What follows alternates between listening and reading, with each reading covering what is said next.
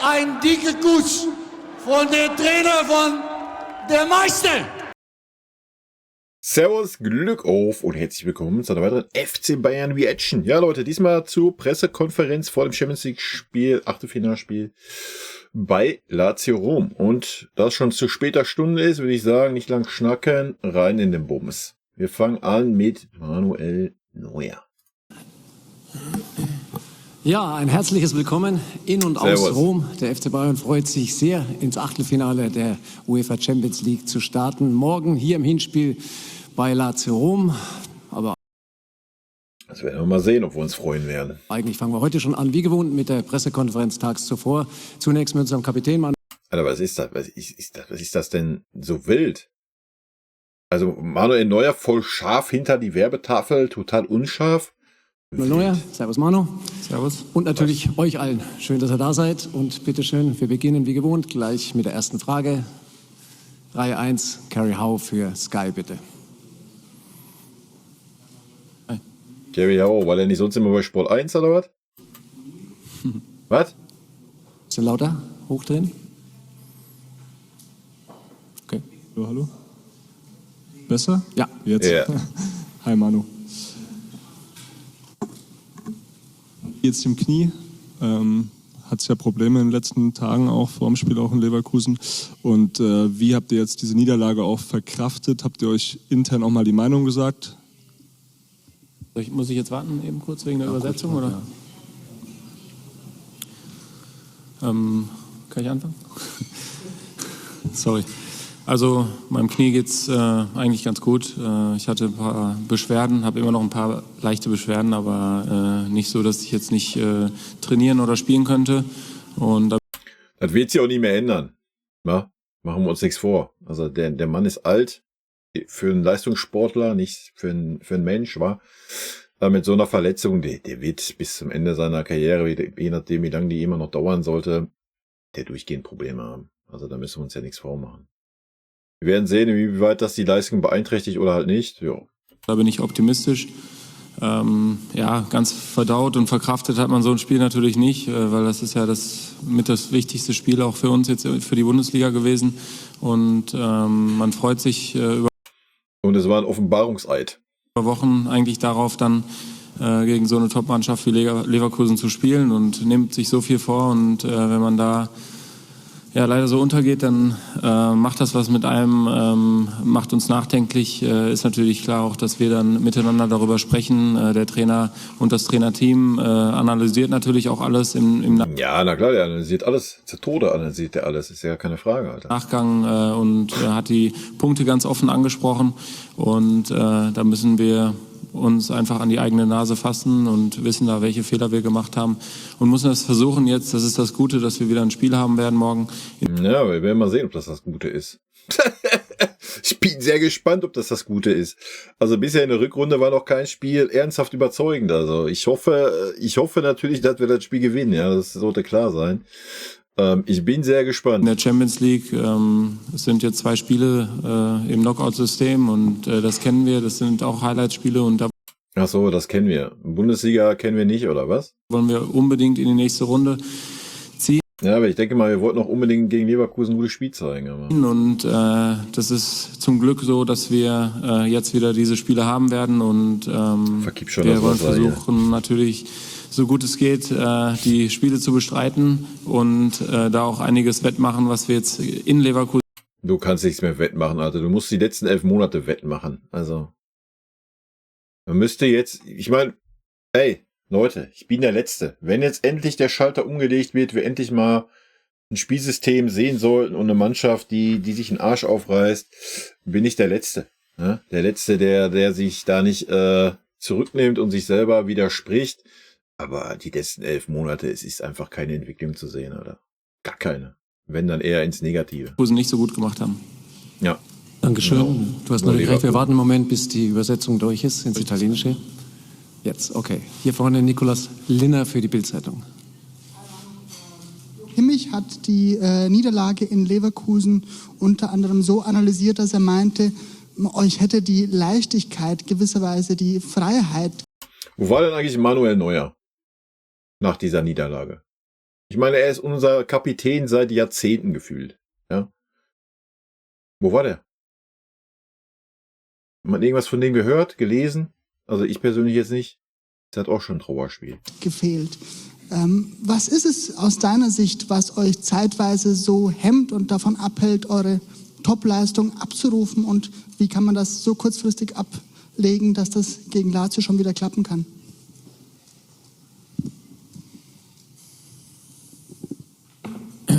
Ja, er hat natürlich absolut recht. Die Leichtigkeit, die haben wir vielleicht auch verloren. Es war ja so, dass wir nicht ganz schlecht gestartet sind, das wissen wir. Aber ich glaube, dass wir bei Bayern schon mit einer gewissen Überzeugung spielen müssen und das mehr als 15, 20 Minuten. Und dass Das ist richtig, kleine ja. Fehler dazu führen, dass so ein Spiel sich schnell dreht, das darf uns nicht passieren. Und da müssen wir erwachsen sein und da müssen wir versuchen auch aufeinander zu achten, viel zu sprechen, zu kommunizieren, uns gegenseitig zu unterstützen und zu helfen, gerade in der Struktur und vielleicht dann auch in einem engeren Spielfeld, wenn wir gerade in der Defensive sind. Und ja, dann müssen wir versuchen jetzt auch aus den Fehlern einfach zu lernen, so schnell wie möglich aus ja, so einem schlechten Spiel wieder was mitzunehmen, dass du versuchst einfach das umzumünzen in was Positivem. Ne? Also ich glaube, jeder hat... Ich glaube, das Problem, so mal auf diese ganze Saison bisher gesehen, da sieht man ja auch in den Kommentaren von so ein paar Leuten, ist einfach, dass alles zu schön geredet wird. Ja, klar, die Ergebnisse haben gestimmt, ja, bis zum Leverkusen-Spiel, wenn du das Pokalspiel mal rausnimmst. Aber was da alles schön geredet wurde, ja, also in der Runde die Spiele waren auch katastrophal, die wir gewonnen haben. Ja. So, die haben ja gewonnen, weil Leroy Sané und Harry Kane eine gute Form hatten. Ja, das war so.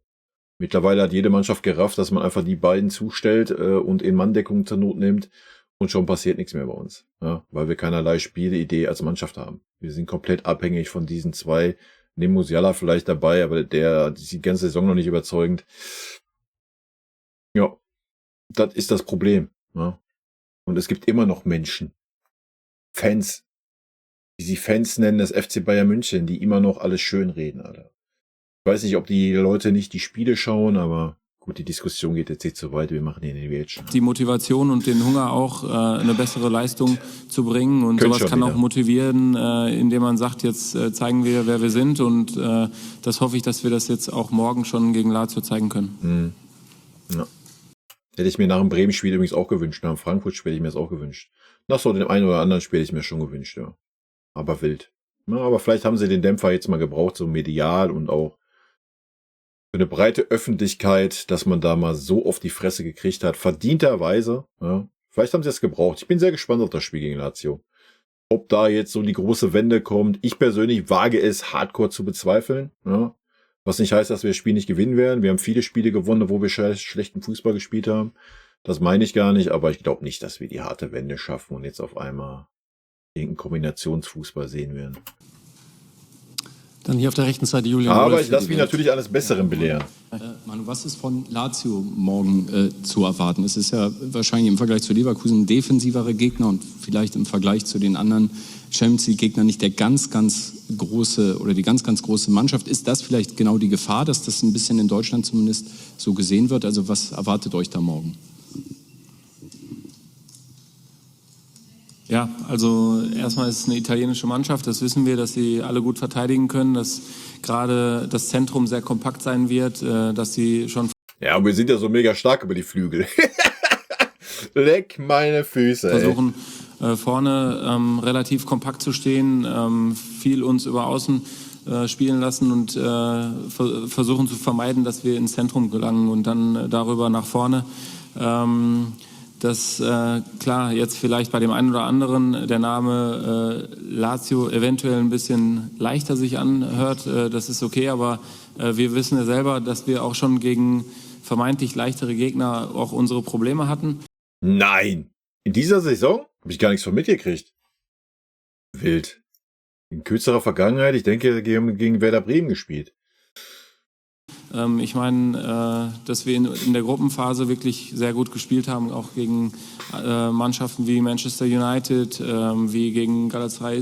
Na, gegen Galatasaray Istanbul haben wir, ja, das Rückspiel war auf Augenhöhe, das Hinspiel waren wir maßlos unterlegen, Alter.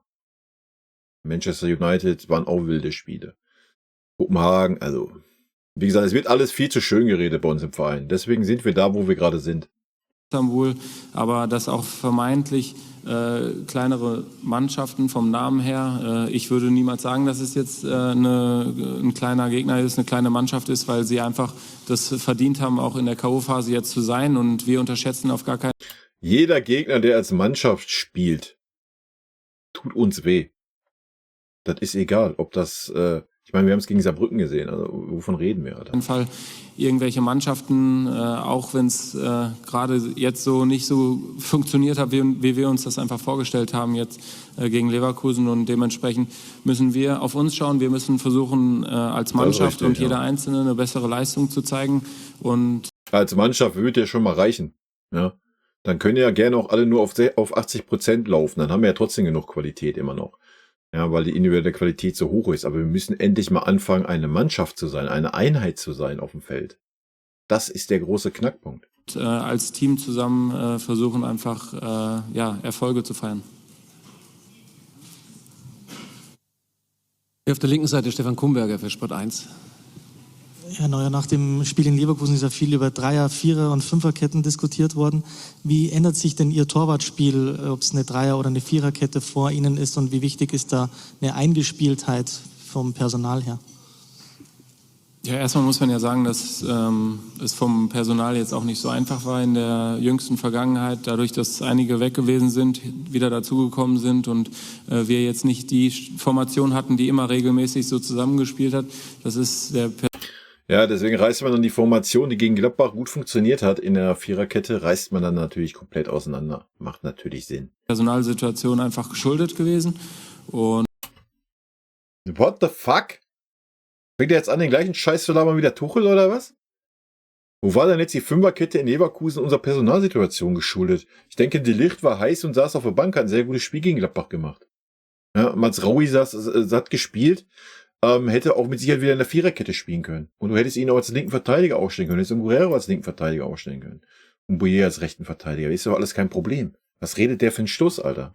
Und für mich ist es so, dass ich mich an jede Situation auch anpassen kann als Torwart. Natürlich ist es im Aufbau, wenn du zu dritt bist, vielleicht auch ein bisschen flexibler gestaltet. Da muss ich vielleicht mich ein bisschen Dann brauchst du ja nicht so einen Ball auf den Müller spielen, wa?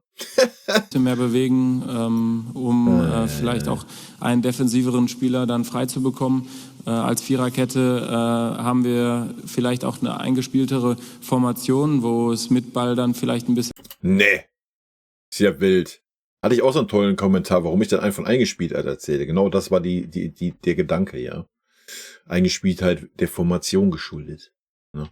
Einfacher ist, aber grundsätzlich ist es so, wer Spieler bei Bayern ist und auch auf diesem Niveau spielt, der muss alles spielen können, und wir müssen auch in sämtlichen Formationen die Möglichkeit haben, jeden Gegner zu schlagen. Dann auf der linken Seite Klaus Bergmann für die dpa. Herr Neuer, Sie haben ja mal einen guten Blick auf das Spiel vor sich. Es war auffällig in Leverkusen, dass das offensiv überhaupt nichts richtig funktioniert hat, dass auch insbesondere Harry Kane nicht ins Spiel kam. Ja, wie denn auch, wenn er keinen Mann hinter sich hatte? Es gab ja keinen Zehner auf dem Feld. Haben Sie dafür eine Erklärung? War das nur diesem Spiel geschuldet, oder haben gewisse Abläufe nicht funktioniert? Weil es gibt ja andere Spiele, wo er nicht nur als Torschütze glänzt, sondern auch ja fast manchmal Spielgestalter ist. Ja, ich würde sagen, dass wir uns jetzt nicht fußballschlau verhalten haben auf dem Platz. Die Positionierung von uns, so wie wir uns die vorgestellt haben vor dem Spiel, hat dann auch nicht so stattgefunden, wie eigentlich der Plan auch hätte aussehen sollen. Und dementsprechend ist es ja für einen Harry Kane auch nicht so leicht, weil er muss einfach von uns auch gefüttert werden. Ne? Und wir haben in der Saison schon gesehen, wenn der Harry von uns gefüttert wird, wenn er in eine Gefahrenzone... Sind wir mal ehrlich, er wurde immer bisher noch nicht richtig gefüttert. Ja, er hat mal ein paar gute Anspiele dann gekriegt, keine Frage, sonst hätte er nicht so viele Tore gemacht. Aber dass man mal davon redet, dass ein Harry Kane mal gefüttert wird, dass er mal wirklich 3, 4 gute Chancen aufgelegt kriegt im Spiel, habe ich bisher nicht gesehen. Das waren auch zu 80% Einzelaktionen von Harry Kane, dass er irgendwie was gemacht hat. gebracht wird mit Ball, dann ist er ein Phänomen. Und ich glaube, dass wir dafür sorgen müssen einfach, dass er in die Gefahrenzone mit Ball kommt und dann wird es auch erfolgreich aussehen. Ja. Dann in der letzten Reihe Georg Holzner für den Kicker. Stimme ich zu. Servus Manu, grüß dich. Hi. Du kennst ja jetzt auch, wie gesagt, die verschiedensten Mannschaften jetzt beim FC Bayern über die vergangenen Jahre. Immer mehr Führungsspieler sind auch irgendwo weggebrochen, haben aufgehört, haben den Verein verlassen, ob Lewandowski, Alaba und Co. Hast du das Gefühl, dass da ein gewisses Vakuum entstanden ist in den vergangenen Jahren? Weil irgendwie, ich weiß nicht, ob die anderen Spieler vielleicht noch nicht so weit sind, ob die Probleme haben, damit umzugehen mit Verantwortung. Wie siehst du das als Kapitän? Ja, ich würde das jetzt nicht so sagen. Also alles hat natürlich seine Zeit und von dem einen oder anderen, da ist es dann auch irgendwann halt einfach vorbei und die Spieler spielen dann jetzt nicht mehr. Ich denke, dass wir viele Führungsspieler auch in den eigenen Reihen haben. Man muss ja auch wissen, dass jetzt zum Beispiel ein Thomas Müller nicht auf dem Platz stand, der Jo wurde eingewechselt. Ich wollte gerade sagen, war das jetzt auf den Thomas Müller bezogen, dann war das aber jetzt schon ein harter Spruch, Alter. Hatte eine Verletzung gehabt und es ist schon so, dass man natürlich mit einer eingespielten Mannschaft und mit einer gewissen Achse vieles vorneweg auch lösen kann und durch Kommunikation auf dem Platz auch regeln kann für die Mannschaft. Die Personalsituation habe ich vorher angesprochen, dass es dann nicht so leicht ist ja klar und es verändert sich auch immer ein bisschen was bei Wechseln. Welche Personalsituation denn bitte, Alter? Was erzählt er denn für einen Stuss? Aber grundsätzlich sind die Spieler, die auf dem Platz standen, auch erfahren. Ne? Und dann müssen auch Spieler, die dann eventuell als Führungsspieler jetzt nicht in der ersten Reihe stehen, aber vielleicht in Reihe 2 oder 3, müssen dann einfach mehr Verantwortung übernehmen und müssen das versuchen, immer auf dem Platz zu coachen im Sinne der Mannschaft, im Sinne des Erfolgs. Das klappt sehr gut bisher. Noch ein paar Fragen bitte. Hanna Reif für Merkur und TZ. Ja, Manu, euer Boss Jan-Christian Dresen hat zuletzt immer wieder betont, Ziel ist der Henkelpott. Fällt es schwer, nach einem Samstag wie dem letzten daran zu glauben und spürt ihr vielleicht sogar auch mehr Druck, weil es in den anderen beiden Wettbewerben in dem einen gar nicht gut und in dem anderen... Also ich meine, es wäre ja nicht das erste Mal, dass eine Mannschaft mit diesen destruktiven Fußball wie wir spielen die Champions League gewinnt. Ja, eigentlich ist das ja sogar relativ häufig passiert. Aber es ist schon ein wilder Take bei den Leistungen, die wir in den letzten 11 Monaten gesehen haben. Überhaupt nicht mehr gut aussieht. Ja, ich kann nur noch mal betonen, dass gerade nach so schlimmen Erfahrungen, so wie wir das jetzt in Leverkusen erlebt haben, es schön ist, so schnell wie möglich wieder zu spielen. Und ich glaube, wir müssen uns jetzt vor Augen führen, was wir in der bisherigen Champions League-Saison an Erfolgen erlebt haben. Und das müssen wir versuchen jetzt mitzunehmen. Natürlich ist es nicht so leicht, das auszublenden, was jetzt auch gegen Leverkusen passiert ist. Aber ich glaube, das, was uns Profis auch ausmacht, egal in welchem Sport das jetzt der Fall ist, man muss immer wieder aufstehen können, ne? Nach Niederlagen, nach Verletzungen, nach schlimmen Erfahrungen. Und das zeichnet einen Sportler, einen Profi aus. Und ich glaube, dass wir alle diese Motivation in uns haben und uns da zusammenraufen müssen, dass wir die Möglichkeit haben, wie Jan-Christian Dresen gesagt hat, dass wir das Ziel haben, diesen Henkelpott zu gewinnen.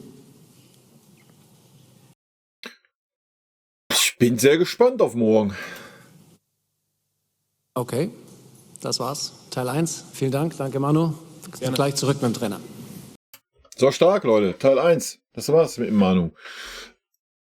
Ich weiß nicht, warum alle auf diese Personalsituation rumreiten. Nochmal. Ich sehe das Argument jetzt eher, ist das ein Argument, dass die Fünferkette scheiße war. Ja. Weil man die Personalsituation so gestaltet hat, wie man sie gestaltet hat. Weiß ich jetzt nicht, ob das irgendwie ein gutes Argument ist. Aber gut, sei mal dahingestellt, wenn der Herr Neuer das so sieht und dem Tuchel dazu stimmt, dann ist doch auch alles gut. Und wenn der Führungsspieler Nummer 1, unser Kapitän, El Capitano, mit dem Trainer einer Meinung ist, ist doch alles gut. Gut, von daher bin ich mal gespannt, was der Tuchel jetzt gleich zu erzählen hat. Leute, rot-weiße Grüße gehen raus. In diesem Sinne. Vielen lieben Dank, dass ihr euch das Video bis zum Ende angeschaut habt. Vielen lieben Dank für euren Support. Wie immer, lasst gerne einen Daumen da. Ich freue mich auch über jeden Kommentar, der geschrieben wird. Und in diesem Sinne Nochmal rot-weiße Grüße gehen raus. Und jetzt zum Abschied noch ein paar nette O-Töne von unseren vergangenen Trainern. Ein dicker Kuss von der Trainer von der Meister. Was das Allerwichtigste ist, weil wir wissen, dass er ein guter Kerl ist. Wir sind schockverliebt in meine Mannschaft. Also ich fand, das hat Spaß gemacht zu coachen. Ein Trainer ist nicht ein Idiot. Ein Trainer sehe, was passiert im Platz. Dahin bist du eher Trainer und wenn du viele Spiele hast, bist du mehr Coach als Trainer und ich bin schon lieber Trainer als Coach. Geiler Satz. Magic.